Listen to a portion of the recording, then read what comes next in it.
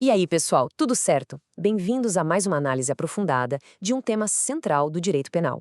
Hoje, a gente vai dissecar um dos artigos mais aplicados e, ao mesmo tempo, mais complexos do nosso Código, o artigo 129, que trata da lesão corporal.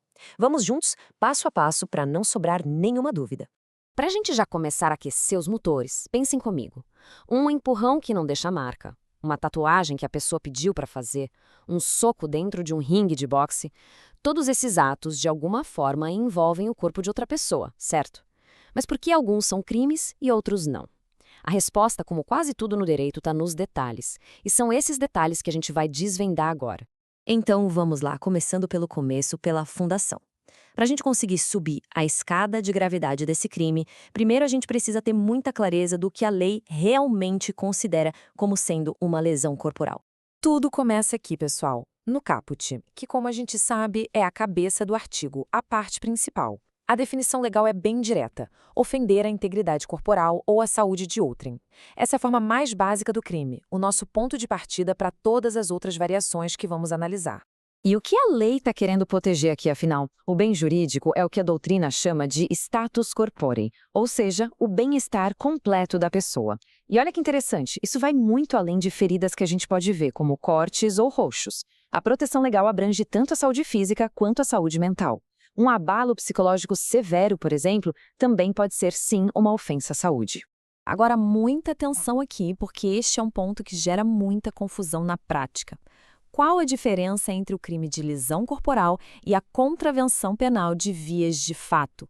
É simples. A chave de tudo é o resultado. Na lesão corporal existe um dano concreto, uma ofensa que pode ser comprovada à integridade ou à saúde. Já nas vias de fato, a gente tem a agressão, tipo um empurrão ou um tapa, mas que não deixa vestígio, não causa uma lesão. É a ausência desse resultado que muda toda a classificação jurídica do ato. Beleza. Agora que a gente já sabe o que é a lesão, vamos analisar a mente de quem a cometeu. E aqui o caminho se divide em dois que são fundamentais para a gente entender o artigo 129, o dolo e a culpa. De um lado, então, a gente tem o dolo. Aqui o agente tem o que chamamos de animus ledendi, a vontade, a intenção de ferir, ou, no mínimo, ele assume o risco de que isso aconteça. Do outro lado, a gente tem a culpa. Na culpa, o resultado não era desejado, mas ele acontece por uma quebra de um dever de cuidado, seja por imprudência, negligência ou imperícia. Essa distinção é, sem exagero, a espinha dorsal de todo o artigo 129. Bom, com essa base bem sólida, vamos começar a subir a escada da gravidade. A gente vai ver como a lesão dolosa vai se intensificando, degrau por degrau, e, claro, com penas cada vez maiores. O nosso primeiro degrau é a lesão corporal leve, aquela lá do caput do artigo. O conceito dela é bem curioso porque ele é definido por exclusão. O que isso quer dizer? Simples. Se a lesão que foi causada não se encaixar em nenhuma daquelas hipóteses mais sérias que a gente vai ver logo em seguida, ela vai ser classificada como leve. É o nosso ponto de partida. Subindo para o segundo degrau, a gente chega na lesão corporal de natureza grave. E aqui a coisa já fica bem mais séria. As consequências estão todas listadas no parágrafo 1º. Se a agressão deixa a pessoa incapacitada para suas atividades normais por mais de um mês, se gera um perigo real de morte, se enfraquece permanentemente um membro, um sentido ou uma função, ou se antecipa um parto, pronto, a pena já sobe consideravelmente. O terceiro degrau nos leva ao nível máximo de dano, a lesão gravíssima do parágrafo 2º. Reparem bem na diferença das palavras, a gente não fala mais em debilidade, e sim em perda ou inutilização. Não é mais uma incapacidade temporária, mas permanente para o trabalho. As consequências aqui são drásticas, muitas vezes irreversíveis, como uma doença incurável, uma deformidade que fica para sempre, ou a provocação de um aborto. E agora chegamos ao topo da nossa escada de gravidade, a figura da lesão corporal seguida de morte, lá no parágrafo 3º. Esse, pessoal, é um dos exemplos mais clássicos do que a gente chama em direito penal de crime preterdoloso. Guardem bem esse nome.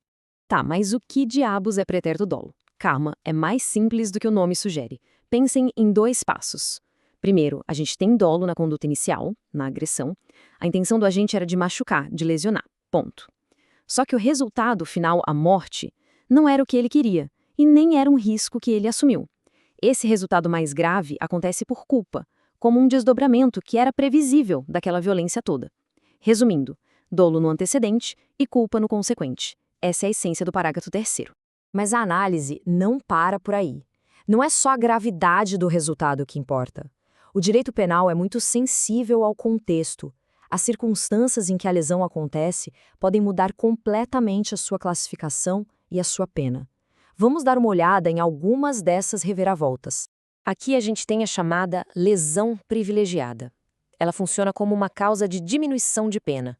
Basicamente, a lei entende que, apesar de o crime ter acontecido, a motivação do agente torna aquele ato menos reprovável. Isso acontece quando a pessoa age por um motivo de relevante valor social ou moral, ou então quando ela está sob o domínio de uma violenta emoção, logo depois de ter sido injustamente provocada pela vítima.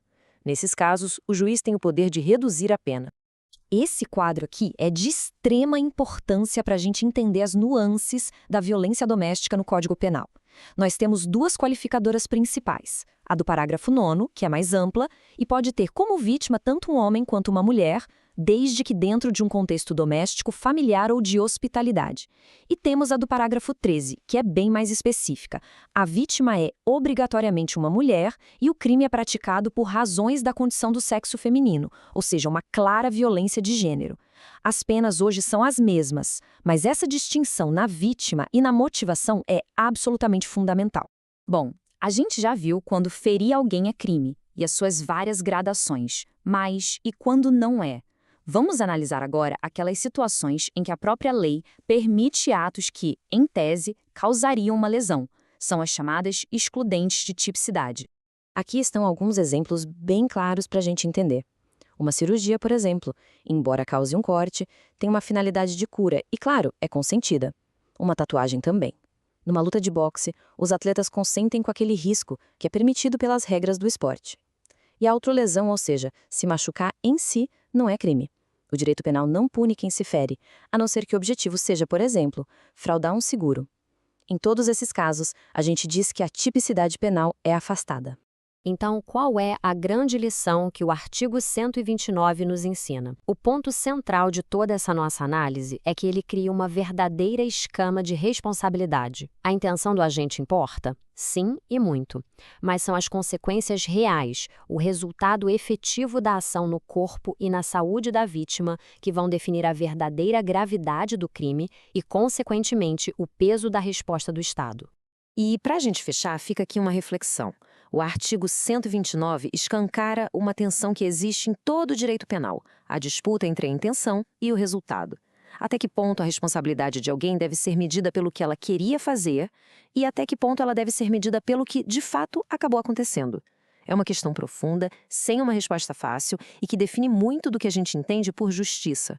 E aí, essa nossa análise do artigo 129 ajudou a clarear as ideias para os estudos? Se sim, não se esqueça de deixar aquela curtida e de se inscrever aqui no canal para mais conteúdos como este. Muito obrigada pela atenção e até a próxima!